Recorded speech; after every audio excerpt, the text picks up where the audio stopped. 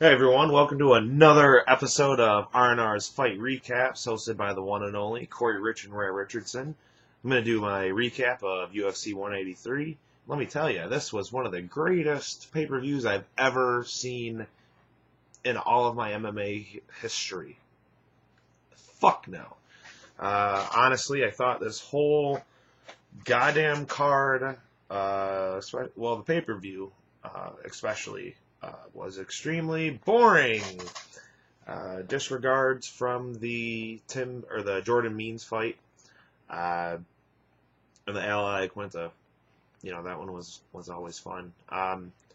Well, for the night, if anything, after Gastelum came in weighing over 10 pounds overweight, I did a complete 180 and switched my pick. So I'm just going to call that one a push, because I did place a bet also, with Woodley in it right before I went to bed, and then the lines went to crazy numbers, so I was glad I did that right before I went to sleep. Overall, I went 7-3-1, the one being that Woodley Gastelum fight, just because that was ridiculous. Go down the thing, I took Thiago Santos. I was boasting my thing, say bye-bye Andy Ends. And Santos made pretty quick fucking work of him. Next, I had Ilimar Alcantara. I said I hate that guy. He actually, he did look pretty good. Couple nice head kicks, and I didn't see it being a split decision. That was weird when I heard the judges saying it. I'm like, what? But I knew they were going to raise his hand. If not, that would have been such another robbery. And then the Brandao fight, yeah, they didn't fight because hiatus passed out or whatever. Then I did have Natal. I said that I was hoping to see the real fighter in him show up, and I think 3/4 of the real fighter showed up for him. I didn't really see that one being a split decision either. I saw it pretty clear, 2-1. Um, and then this is when it went downhill. The Ian McCall Lineker fight, man. John's got to move up a weight class now because he fucking missed weight again, and this time by 5 pounds. And that one kind of made me a little butthurt on a couple small parlays that I made, just because all I needed was McCall to win for the Lineker, because I picked everybody in the beginning right. I was like, motherfucker. Like, god damn it, I wanted a little more fucking money to play on, just profit money. It's always fun. So that was a loss. Derek Brunson, I did actually say that, I could see an in the distance finish on that one, because I did state that I believed he had a trick up his sleeve. Whether or not he was going to show it or not, Jackson MMA, once again, I will stress, it's my favorite camp. All the fighters that come out of Jackson, Jackson Winklejohn, I'd say a good 70% of those fighters, whenever they're on a fight card, they win.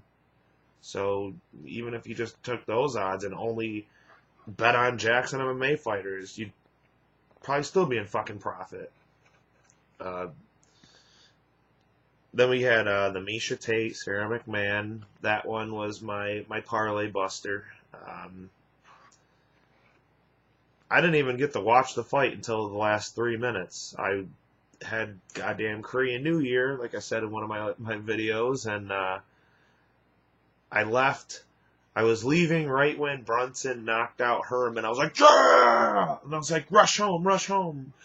Well, I got home, there was 3 minutes left in the third round, and I'm like, I don't know who's winning, but Misha's on top, so not good. And so bummer, but it looked like McMahon did pretty good that first round, and then it seemed like her corner was telling her to stand. So, I mean, I guess it is what it is. That's kind of shitty, but it was a risky bet in my mind as well.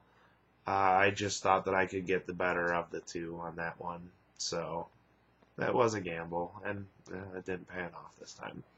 Oh well. Jordan Mean, Thiago Alves. Man, what a fucking fight. Jordan Mean damn near almost knocked him out in the first round. Was he doing good in the second round and caught some out of the blue crazy like liver or soulplex kick. Fucking crumbled Mean. It was done. It was crazy. It was out of nowhere. Like, I mean, nice kick. Alves, man. Props to my buddy Dave, too. On that fight. Even though I totally bet against him, I did do a straight bet on that. I'll do a recap at the end of them all. Tim Bosch, Talis Latis, and Bosch looked pretty fucking good. It had me a little scared. I didn't have any money on that fight at this point in time because McCall and McMahon busted a couple, little $1-2 parlays, whatnot. Man, Latis fucking went on over, got the triangle choke that second time, and Bosch was out. They had to wake him up. That was a win. Iaquinta, I told you, Sarah Luongo putting eggs in the basket in this kid, and man, he looks fucking awesome. Yeah, he did. Couldn't finish Joe Lauzon, but man, sometimes you just think Joe's too strong for his own good. That was crazy. He just couldn't lay him out. He was bad, fucking flailing around. Then we had the Gastelum Woodley fight. Gastelum, 10 pounds overweight. Was Woodley said he can keep his weight, that 30% and all that, but Woodley, I think, looked shitty too. He switched camps, and a couple of my buddies were saying that he looked terrible. I didn't think he looked terrible. I just thought he looked hesitant. So maybe next fight, maybe we're actually going to see a smarter Tyrone Woodley now. Especially since he's got he's getting these fucking, these top 7, top 5 guys. He's got to be a little smarter. So could pan out. Then Anderson Silva, Nick Diaz. Man, besides the first round, this fight was fucking boring. You didn't even have to watch the pay-per-view. If you want to go back and watch the fight highlights that you can get for free off of any site and all that, that was the whole fight. You didn't miss anything except for them just staring at each other. That was it. But to cap it off, the bets that I did make, I did 44 for 50 McMahon Brunson Silva. That one busted thanks to McMahon. I did have the 180 Woodley Brunson Silva. I needed a connector. That was an 11 for 20 that cashed. I did a 14 for 10 on Jordan Mean right before the fight. So that one, that one lost too.